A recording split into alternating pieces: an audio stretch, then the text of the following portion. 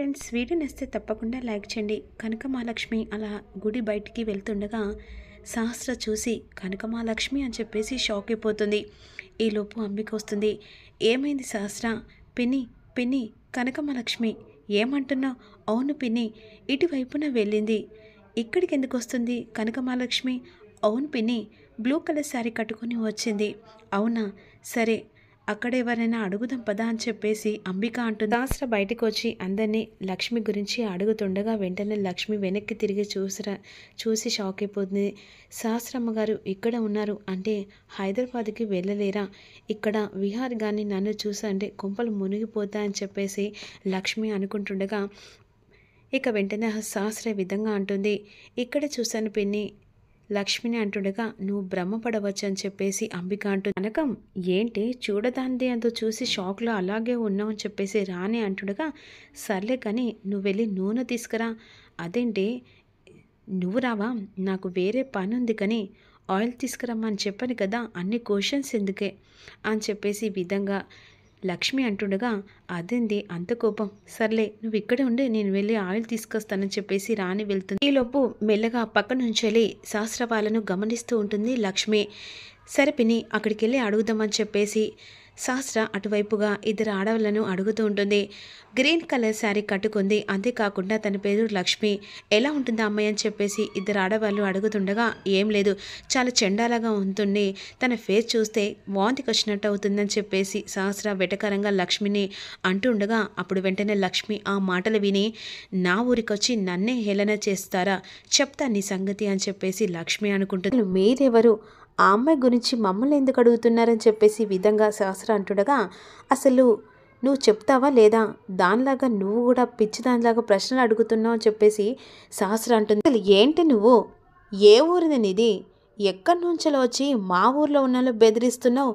నోరు కంట్రోల్ పెట్టుకో, ఎవరొకరు నీకు ముసుగు వేసి ఇక దంచుతారు అని చెప్పేసి వార్నింగ్ ఇస్తుందా అని చెప్పేసి వాళ్ళు వెళ్ళిన తర్వాత అప్పుడు అంబిక సహస్ర ఊరు కానీ ఊరు వచ్చం, ఎవరితో పడితే వాళ్ళతో మాట్లాడితే మనకే ప్రమాదం, పర్లేదు పిన్ని నేను చూసుకుంటాను కదా అని చెప్పేసి సహస్ర అంటుంది. కనకం నువ్వు ఈ చీర కట్టుకున్నావే, వాళ్ళకు చెప్పస్తాగే, పర్వాలేదు లేవే, ఏంటి వాళ్ళు అంతగానో మాట్లాడుతున్నారు, ఇష్టం వచ్చినట్టు మాట్లాడుతున్నారేంటే, అందుకే వాళ్ళకు 4 తగిలిస్తే నాలుక వాళ్ళు దారికొస్తారే అని చెప్పేసి లక్ష్మి అంటూ అలాగే అనిపించింది. పోన్లే ఎందుకని చెప్పేసి అనుకున్నాను, ఎందుకనుకోనే నేను వస్తే అనుమానం వస్తుంది, అందుకనే ముసుగేసి 4 తన్నిస్తే ఇక వాళ్ళకు బుద్ధొస్తుంది.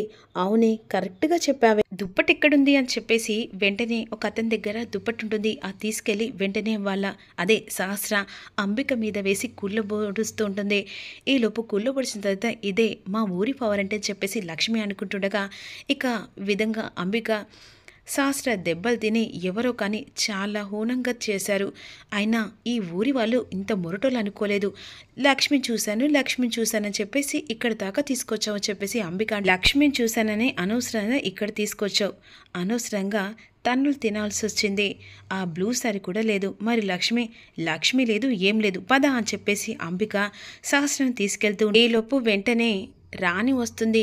ఓ నువ్వు ఇక్కడున్నావని నీకోసం అంతా వెతుకుతున్నాను, సర్లే పద అని చెప్పేసి రాణిను లక్ష్మి వస్తుండగా ఏంటయ్యా పిల్లలు అటేపై ఇంకా రావట్లేదు, సర్లేవి నువ్వు నుండి తీసుకొస్తా ఉండు అని చెప్పేసి ఆదికేశవులు అంటుండగా అబ్బా నువ్వు ఒక్క నిమిషం కూడా ఉండలేవయ్యా, కాస్త ఆగు అని చెప్పేసి గౌరీ అంటుంది. మోకాళ్ళు నొప్పులు పెట్టుకొని మొట్టగింతలా ఎగురుతూ ఉంటావు, మళ్ళీ అయ్యో కుయ్యో అని చెప్పేసి అనుకుంటుంటే నీకు సేవలు చేయలేక నేను చావాలని చెప్పేసి ఆదికేశవుల్ని చదువుతూ ఉంటుంది గౌరీ. వస్తాలే అదిగో వస్తున్నారు, ఏమే కనకం ఏమే రాని నూనె కొట్టులో తీసుకొని రమ్మానని కానీ గాని తిప్పి తీసుకొని రమ్మనేదే అని చెప్పేసి గౌరీ అంటుంది. పట్టిందేంటి? అది అమ్మ కొట్టు దగ్గర చాలామంది ఉన్నారమ్మా, సర్లే ఇడ కూర్చో అని చెప్పేసి గౌరీ అంటుంది.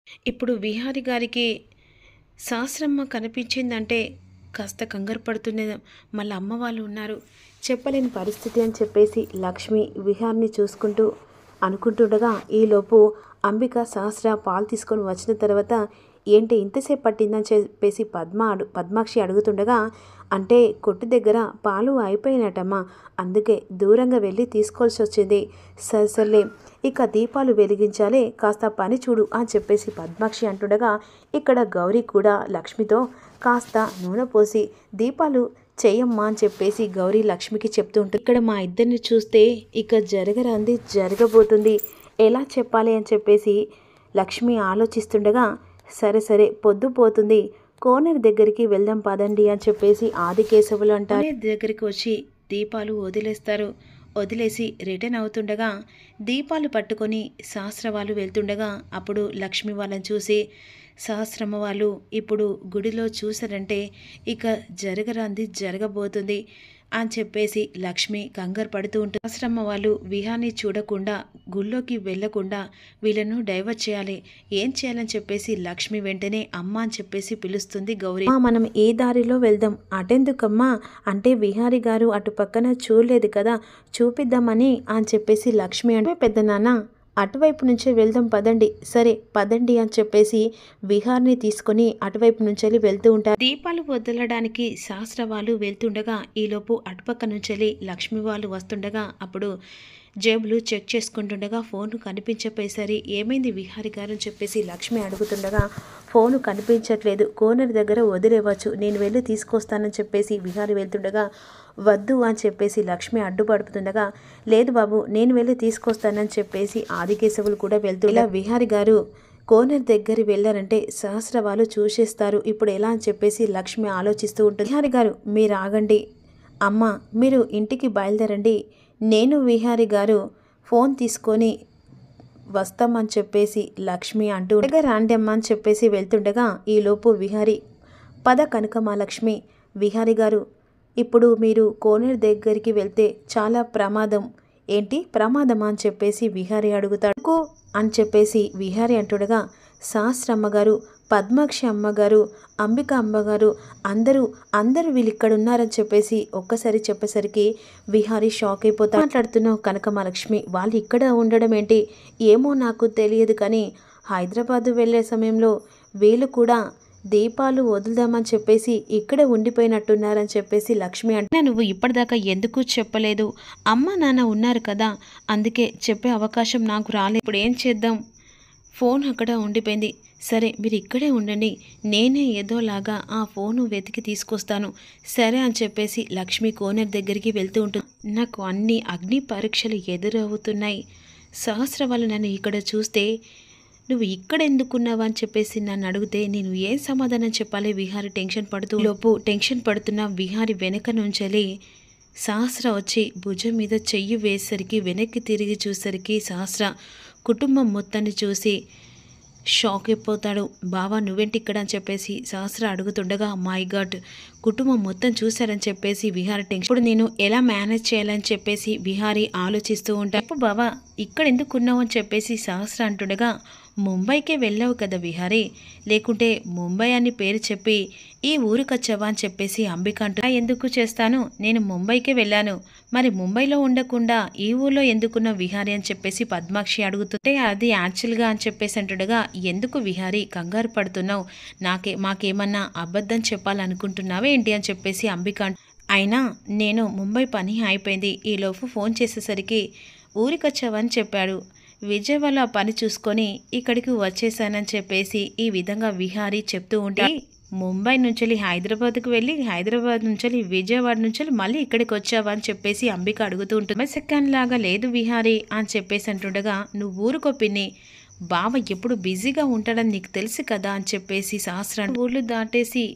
ఇక్కడికి వచ్చాడు చూసావా, యాక్చువల్గా మన కోసం కాదు నా కోసమే బావ వచ్చినట్టున్నాడని చెప్పేసి సహస్ర సిగ్గుపడుతుంది కదా బావా, అవును సహస్ర నీకోసమే వచ్చానని చెప్పేసి ఆ మాట విని వెంటనే విహార్ని అలా హగ్ చేసుకుంటుంది సహస్ర. లక్ష్మి చెట్టు దగ్గర నుంచి చూసి షాక్ అయిపోతుంది, మొత్తానికి కంట పడద్దు అనుకుంటే విహారి బాబు కంట పడాడు అని చెప్పేసి అనుకుంటుండగా మొత్తానికైతే నువ్వు నా దగ్గరికి రావాలని చెప్పేసి అనుకున్నాను బావా, అయినా నీ పేరు తలుచుకుంటూ ఉంది, ఎలా అయితేంది నువ్వు ఇక్కడికి వచ్చావని చెప్పేసి వసుధ అంటుంది. ఇక లక్ష్మి మాత్రం షాకులో అలాగే చూస్తూ ఉండిపోతుంది. మరి విహారీ సహస్రతో హైదరాబాద్కి వెళ్ళిపోతాడనేది అప్కమింగ్లో రిలీజ్ చేస్తే మిస్ కాకుండా లైక్ చేయండి.